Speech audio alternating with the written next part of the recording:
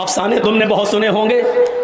आओ मोहम्मद रसूलुल्लाह की जिंदगी के बारे में जरा हमसे भी सुन लो और अपने दिल से फैसला करो। और कल चाय की होटलों में बैठ के बताना कि मौलवी जर्जीस नबी को मानता है या नहीं मानता। कह देना बहुत आसान है, फला नहीं मानता, फला नहीं मानता, फला नहीं मानता। अरे हम तो अल्लाह के नबी से हटकर कोई बात कर ही नहीं रहे हैं। ताज्जुब तो यह है कि तुम हिंदुस्तान की बात करो तो पक्के मुसलमान, तुम अजमेर की बदायूं की कछोचा की बात करो तो पक्के मुसलमान, हम मक्के की बात करें और मदीने की बात करें तो हम नबी को मानते ही नहीं। अफसोस यह है कि तुम मुल्ला मौलवियों की लिखी हुई किताबों की बात करो तो पक्के मुसलमान, और हम ये कहें कि ये नबी का फरमान है, ये फातिमा कह रही हैं, ये अल्लाह के रसूल का फरमान है, हम ये कहें तो हम मुसलमान नहीं। जो लोग ये कहते हैं, याद रखना मौलवी जर्जीस का हाथ होगा, कल कयामत के दिन तुम्हारा गरीबान होगा। हम तुम्हें इमाम कायनात जनाब मोहम्मद रसूलुल्लाह सल्लल्लाहु अलैहि वसल्लम को भी इस दौर से गुजरना पड़ा,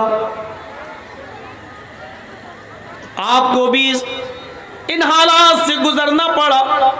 बल्कि नबी अकरम का हाल अगर आप देखेंगे और बुखारी शरीफ की हदीसों में अगर आप पढ़ेंगे नबी अकरम की ज़िंदगी के आखिरी हालात, तो आपको पता ये चलेगा कि आखिरी दिन है, फजर की नमाज के बाद और जोहर की नमाज से पहले, इस दरमियाने बीच के वक्फे में, जोहर और फजर के बीच में अल्लाह के नबी अल्लाह को प्यारे हुए हैं। ये वक्त जैसा गुजरा है उस पर एक सरसरी नजर डालें।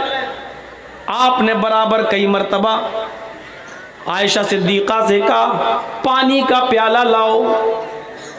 अम्मी आयशा पानी लाती हैं, अल्लाह के नबी पानी के प्याले में हाथ डालते हैं और हाथ डालकर अपने चेहरे पर मलते हैं, फिर हाथ डालते हैं अपने जिस्म पर मलते हैं, फिर हाथ डालते हैं अपने चेहरे पर मलते हैं और कहते जाते हैं, इन्ना लिल मौती सकरात, इन्ना लिल मौती सकरात, इन्ना लिल मौती सकरात। आयशा, मौत के लिए बड़ी बेचैनियां हैं, मौत के लिए बड़ी सख्तियां हैं, मौत के लिए बड़ी कठिनाइयां हैं। इस हदीस में लफ्ज़ मौत इस्तेमाल हो रहा है, मौलाना जर्जीस उसको चेंज नहीं कर सकता। बुखारी शरीफ की हदीस के अल्फाज मैंने आपके सामने बताए। नबी अकरम बार बार पानी में हाथ डालते, अपने चेहरे पर मलते और कहते जाते, इन्ना लिल मौती सकरात, इन्ना लिल मौती सकरात। मौत के लिए बड़ी बेचैनियां हैं, मौत के लिए बड़ी कठिनाइयां हैं।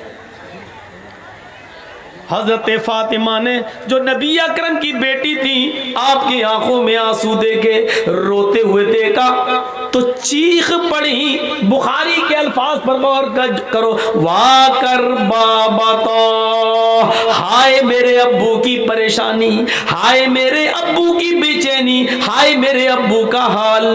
अल्लाह के नबी ने अपनी लख्त जिगर को, अपनी बेटी को इस पोजीशन में देखा कि वो मेरी परेशानी से परेशान हो रही है, तो आपने उसको पकड़ा, फरमाया, बेटी तुम्हें रोने की जरूरत नहीं है, आज के बाद तुम्हारे बाप को कभी इतनी तकलीफ नहीं होगी, आज के बाद तुम्हारे बाप को कभी इतनी परेशानी नहीं होगी। यानी अल्लाह ताला ने मुझे बता दिया जिब्रील को भेजकर कि आज मेरी मुलाकात का वक्त है, अल्लाह से मेरी मुलाकात तय है। फातिमा ने जब ये सुना तो उनको और ज्यादा रोना आ गया कि आप हमेशा के लिए मुझे छोड़ के चले जाएंगे। आप तसल्ली देते रहे, आप उनको ढारस बंधाते रहे, लेकिन उनका रोना बंद नहीं हो रहा था। तो आपने उनको हंसाने के लिए और उनके चेहरे पे मुस्कुराहट के लिए एक बात कही जो सच्ची बात थी। थोड़ा पानी दीजिए। तो क्या कहा, फातिमा तुम गम न करो,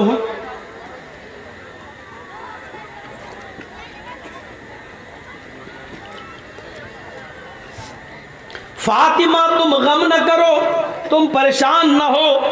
अरे फातिमा, अभी अभी जिब्रील आए और बताया, फातिमा से कह दो, फातिमतु सैयदतु निसाई अहलिल जन्ना, अल्लाह ने फातिमा को जन्नत की तमाम औरतों का सरदार बना दिया। इस खुशखबरी ने फातिमा के गम को थोड़ा हल्का कर दिया, थोड़ा हल्का किया। लेकिन मुकम्मल हल्का करने के लिए अल्लाह के नबी ने एक दूसरी बात कही, फातिमा परेशान मत होइए, मेरे बाद तुम्हारा ही नंबर है, मेरे अहले बैत में, मेरे खानदान में, मेरे घर में मेरे बाद सबसे पहले मेरे पास कोई आएगा, मुझसे किसी की मुलाकात होगी तो तुम्हारी होगी, यानी तुम आ रही हो मेरे पीछे पीछे। ये सुना फातिमा रजी अल्लाह ताला अन्हा ने तो मुस्कुराई। अच्छा, मौत की खबर सुनकर कोई मुस्कुराता है क्या? ये कहा कि मेरे बाद तुम्हारा नंबर, मेरे घर में सबसे पहले मुझसे, मेरे खानदान में सबसे पहले तुम मिलोगी, तो मुस्कुरा रही हैं। इसका मतलब ये होता है कि मौत मोमिन की नज़र में बुरी चीज़ नहीं होती है, बल्कि मोमिन मौत को जितना करीब देखता है उतना ही वो खुश होता है कि मेरे रब से मुलाकात का वक्त है। आज हम मौत से डरते हैं, मरना नहीं चाहते हैं, मरने की तमन्ना भी नहीं होती है, और मौत अगर देख ले करीब तो हम डरते भी हैं। साहब यहाँ हार्ट का कोई बड़ा डॉक्टर नहीं, बेटा बेंगलोर लेके चलो, बेटा दिल्ली एम्स में लेके चलो। तो इसका मतलब ये है कि हमारे अंदर अभी ईमान की लज्जत और ईमान की चाशनी मुकम्मल तौर पर है नहीं। अगर हम मुकम्मल मोमिन होते तो मौत को अपने करीब देखकर हम डरते नहीं, रोते नहीं, चीखते नहीं, नफरत नहीं करते, बल्कि खुश होते।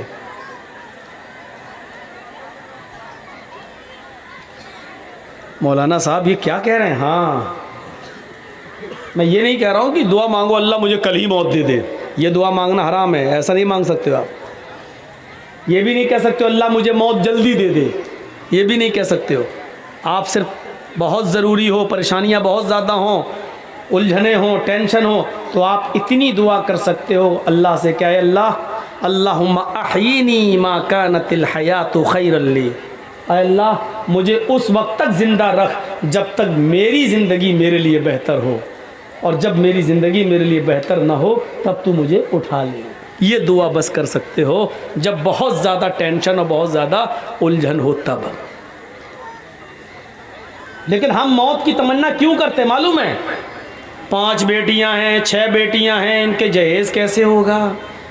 आजकल बगैर गाड़ी दिए हुए, बगैर इंटरनेशनल भिखारी का पेट भरे हुए हमारी बेटी की डोली नहीं सजेगी। इसलिए हमारे टेंशन इतने हो गए हैं ज़िंदगी में कि हम उसी से कहते हैं इससे बेहतर है कि मर जाएं। ये हमारे अपने टेंशन हैं, ये हमारी अपनी उलझने हैं। अल्लाह के नबी का फिर ये हाल था। अचानक होंठ ठिलने लगे और आवाज़ बंद हो गई। होंठ हिलते हुए अम्मी आयशा ने देखा तो अपने कान लगा दिए, देखें कोई ख़ास बात तो नहीं कह रहे हैं जो आखिरी वक्त में हम उसको सुनने से महरूम रह जाएं। कान लगाती हैं तो क्या सुनती हैं? होंठ हिल रहे हैं और अल्लाह के नबी ये जुमले अदा कर रहे हैं, अकीमुस्सलाह औ मा मलकत ऐमानुकुम, नमाज पढ़ते रहना, लोगों नमाज पढ़ते रहना, और अपने गुलामों का, अपने मातहतों का ख्याल रखना, जो तुम्हारे नीचे काम करते हो गुलामों उनका ख्याल रखना, जो तुम खाना वो उनको खिलाना, जो तुम पहनना वो उनको पहनाना, उनके ऊपर ज़रूरत से ज़्यादा बोझ मत डालना। अगर कोई मुश्किल काम उनसे करा रहे हो जो वो कर न सकें तो उनके काम में तुम भी उनकी मदद करना। एक तरफ अल्लाह के हक से जोड़ा, नमाज पढ़ते रहना, दूसरी तरफ बंदों के हक से जोड़ दिया कि अपने गुलामों का, तुमसे नीचे जो लोग हों उनका ख्याल रखना। और उसके बाद खजूर के पत्तों से बनी हुई छत उसी पर आपकी आंखें टिक गई, आंखें खुली की खुली रह गई।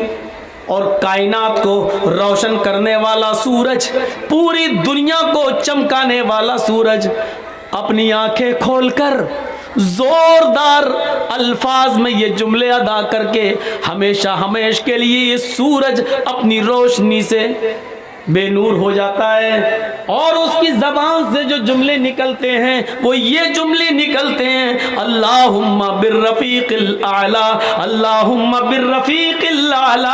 आय अल्लाह में रफ़ीक़े आला में मुझे दाखिल कर दे, मुझे रफ़ीक़े आला में पहुंचा दे।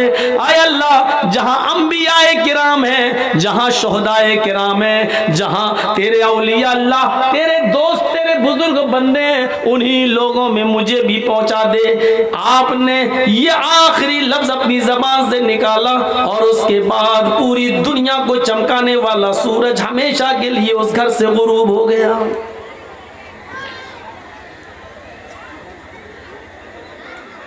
फजर और ज़ोहर के बीच में आप इस दुनिया से रुखसत हुए। फातिमा रज़ी अल्लाह ताला अन्हा ये मंजर देखकर चीख उठी, वाकर बाबा तो मना जा बरब बंदा, वाकर बाबा तो मन जन्नतुल फिरदौसी मावा, वाकर बाबा तो इला जिब्रील नना। हाय मेरे अब्बू, मना जा रब बंदा, आपके पास रब का बुलावा आया और आप चले गए। जुमलों पर गौर करो। बहुत आसान है, तुम तो 12 तारीख को जश्न मना लोगे, बहुत आसान है, तुम तो 12 तारीख को जुलूस निकाल लोगे, बहुत आसान है, तुम तो 12 तारीख को खुशियां मना लोगे, लेकिन 12 तारीख को फातिमा रज़ी अल्लाह ताला अन्हा के आंख से निकलने वाले आंसू तुम्हें कभी माफ नहीं करेंगे। ये 12 तारीख थी, रबीउल अव्वल की 12 तारीख थी। हम अपनी 12 तारीख पे नजर डालें और इस 12 तारीख पे नजर डालें, और कुछ कहने की जरूरत ही नहीं। हालात हमें उस कहने की इजाजत भी नहीं देते हैं। मेरे भाइयों सुनो, क्या कहती है फातिमा, वाकर बाबता मना जा बरब बंदा। हाय मेरे अब्बू, आपको आपके रब ने बुलाया और आप चले गए। आपने उसकी दावत को कबूल कर लिया, ये भी नहीं सोचा कि आपके चाहने वालों पर क्या बीतेगी, ये भी नहीं सोचा कि आपके चाहने वालों पर क्या गुजरेगी, क्या गुजरेगी। आए अल्लाह के नबी, आए मेरे अब्बू, आप चले गए। दूसरे जुमले पर गौर करो, वाकर बाबता मन जन्नतुल फिरदौसी मावा। आए अब्बू, आपसे तो आपके रब ने जन्नतुल फिरदौस का वादा किया, आपका ठिकाना तो जन्नतुल फिरदौस है, आप तो जन्नतुल फिरदौस चले गए। तीसरे जुमले पर गौर करो, वाकर बाबता इला जिब्रील नना। आए अब्बू, अब कुरान किसके ऊपर नाजिल होगा? अब जिब्राइल कुरान की आयतें किसके ऊपर लेकर आएंगे? अब कुरान किस पर नाजिल होगा? आप नहीं तो कुरान भी बंद हो जाएगा, उसकी आयतें नाजिल होना भी बंद हो जाएगा, इसलिए कि साहिब कुरान ही नहीं रहा तो कुरान किस पर नाजिल हो? नहीं। अरे अब्बू, मैं जिब्रील को मना कर दूंगी, अब वो कुरान लेकर ना आए। आए अब्बू, अब मैं जिब्रील को रोक दूंगी, अब वो कुरान लेकर ना आए, इसलिए कि साहिब कुरान न रहा इस दुनिया में, साहिब कुरान अब न रहा। इन जुमलों पर गौर करो और अपने सीने को ठोक बताओ ईमानदारी के साथ 12 तारीख को निकलने वाले इन जुमलों पर हमारा जश्न क्या कह रहा है। फिर फातिमा कहती हैं, लोगों 12 तारीख को मेरे ऊपर मेरे अब्बू की जुदाई के बाद गमों के ऐसे पहाड़ टूटे, जो मुसीबतें, जो गम मेरे ऊपर आए, अगर वो गम किसी पहाड़ के ऊपर डाल दिए जाते तो पहाड़ भी चूर चूर हो जाता, रेजा रेजा हो जाता। और जो गम मेरे अब्बू के बाद मुझे मिले, मेरे अब्बू की जुदाई पर मुझे मिले, अगर वो गम किसी दिन पर डाल दिए जाएं तो वो दिन भी रात में बदल जाए। 12 तारीख हमें ये बताती है कि कायनात को रोशन करने वाला सूरज गुरूब हुआ था। उस पर हमें वो माहौल बनाना चाहिए कि 12 तारीख को नबी अकरम की हम पैदाइश की खुशी ना भूलें, लेकिन इतनी खुशी ना मनाएं कि हम 12 तारीख को गम भूल जाएं, और इतना मातम और इतना गम भी ना करें कि हम नबी अकरम की पैदाइश भूल जाएं। हमें तो बीच का रास्ता अपनाना चाहिए था, हमें तो मुअतदिल रास्ता अपनाना चाहिए था। यहाँ दोनों तरफ से गलती हो रही है। मेरे प्यारे साथियों, कुरान सुनते जाओ, हदीस सुनते जाओ और अपने ईमान का जायजा लेते जाओ। हाँ हाँ, अब सुनिए मेरे भाइयों, अल्लाह के नबी सल्लल्लाहु अलैहि वसल्लम को दफन कर दिया गया। सबसे पहले अबू बकर सिद्दीक ने नमाज़े जनाजा पढ़ी, उसके बाद उमर फारूक ने, उस्मान गनी ने, हजरत अली ने, फिर सहाबा ने, लोग आते गए, नमाज पढ़ते गए, फिर बाद में बच्चों ने, और सबसे लास्ट में औरतों ने, औरतों के बाद सबसे लास्ट में बच्चों ने। मेरे भाइयों, लेकिन आपकी जनाजे की नमाज किसी ने पढ़ाई नहीं है। लोग उस हुजरे में आते थे, पढ़ के निकल जाते थे, पूरा दिन इसी में गुजर गया, पूरी रात इसी में गुजर गई। कुछ लोग ऐसे थे जो दूर से आए, अल्लाह के नबी सल्लल्लाहु अलैहि वसल्लम की बीवी से कहने लगे, अम्मी आयशा, हम रात में पहुंचे, दूर के रहने वाले हैं, हमें नबी अकरम का चेहरा दिखा दो। तो उन्होंने सर खोल दिया और कहा, देख लो। कहने लगे वो सहाबी, आया अम्मी आयशा, हमें अंधेरे में नबी का चेहरा सही से दिखाई नहीं दे रहा है, तो चिराग जला दो, कुछ रोशनी कर दो। तो हजरत आयशा कहने लगी, आए मोहम्मद के साथियों, मेरे घर की इतनी इंसल्ट क्यों कर रहे हो, मेरे घर को इतना जलील क्यों कर रहे हो, मुझे इतना रुसवा क्यों कर रहे हो। उस सहाबी ने कहा, अम्मी आयशा, हम आपको इंसल्ट कैसे कर सकते हैं, हम तो अपने नबी का चेहरा देखना चाहते हैं। तो अम्मी आयशा ने कहा, लोगों, मेरे घर में इतना तेल भी नहीं है कि मैं चिराग जलाकर तुम्हें मुहम्मदुर रसूलुल्लाह का चेहरा दिखा सकूं। ये उस घर का हाल है। अफसाने तुमने बहुत सुने होंगे, आओ मुहम्मदुर रसूलुल्लाह की जिंदगी के बारे में जरा हमसे भी सुन लो और अपने दिल से फैसला करो, और कल चाय की होटलों में बैठ के बताना कि मौलवी जर्जीस नबी को मानता है या नहीं मानता। कह देना बहुत आसान है, फला नहीं मानता, फला नहीं मानता, फला नहीं मानता। अरे हम तो अल्लाह के नबी से हटकर कोई बात कर ही नहीं रहे हैं। ताज्जुब तो यह है कि तुम हिंदुस्तान की बात करो तो पक्के मुसलमान, तुम अजमेर की बदायूं की कछोचा की बात करो तो पक्के मुसलमान, हम मक्के की बात करें और मदीने की बात करें तो हम नबी को मानते ही नहीं।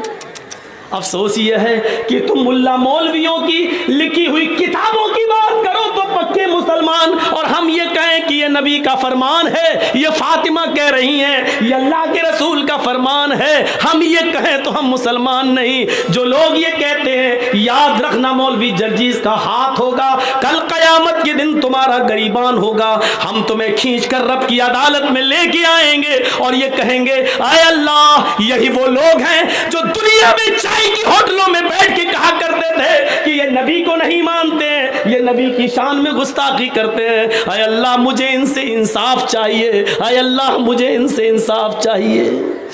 मेरा हाथ होगा, तुम्हारे गरीबान होंगे, ये सोच समझ कर किसी पर इल्जाम लगाना। आओ मेरे भाइयों, आगे चलो, चलो आगे। हजरत मुहम्मद रसूलुल्लाह की जनाजे की नमाज पढ़ ली जाती है, दफन कर दिया जाता है, और दफनाने के बाद पहली अजान का वक्त होता है। हजरत बिलाल को आवाज दी जा रही है, आइनल बिलाल, बिलाल कहाँ है। बिलाल खामोश खड़े हैं। लोगों ने कहा, बिलाल क्या हुआ, अजान दो, वक्त हो गया है। हज़रत बिलाल ने मना कर दिया, लोगों, हज़रत बिलाल ने मना कर दिया, लोगों, मुहम्मदुर रसूलुल्लाह के रुखसत हो जाने के बाद अब हमसे अजान के लिए मत कहो। अल्लाह के रसूल जब सामने खड़े हो जाते थे तो अशहदु अन्ना मुहम्मदर रसूलुल्लाह कहते हुए मैं उनके चेहरे का दीदार करता था। अब नबी हमारे सामने खड़े नहीं होंगे तो मैं किसका चेहरा देखूंगा।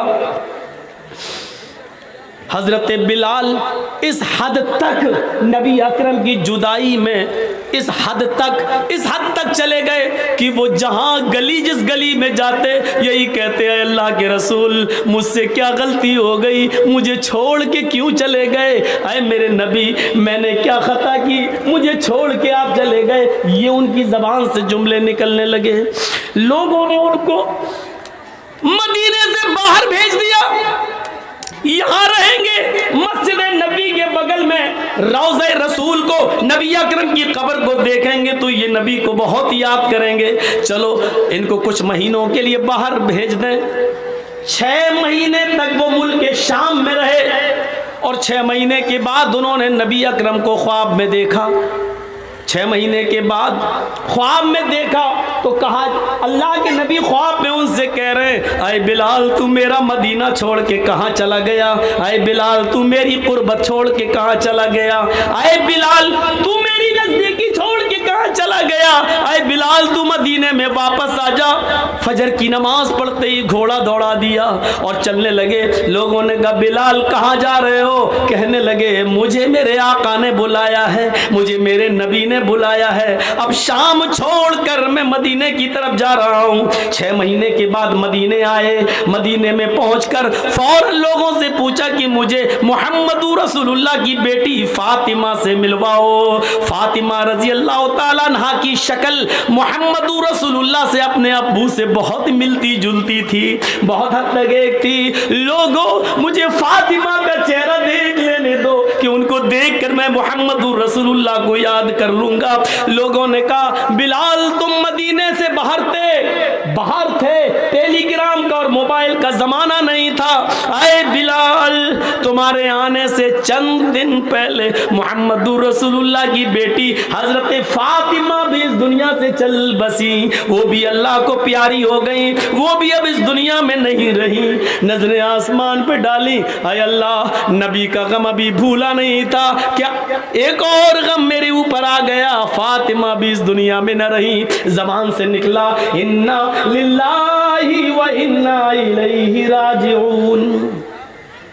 किसी तरह खामोश हुए, बातें हुई और थोड़ी देर के बाद अजान का वक्त हो गया। लोगों ने कहा, बिलाल महीने गुजर गए तुम्हारी अजान नहीं सुनी।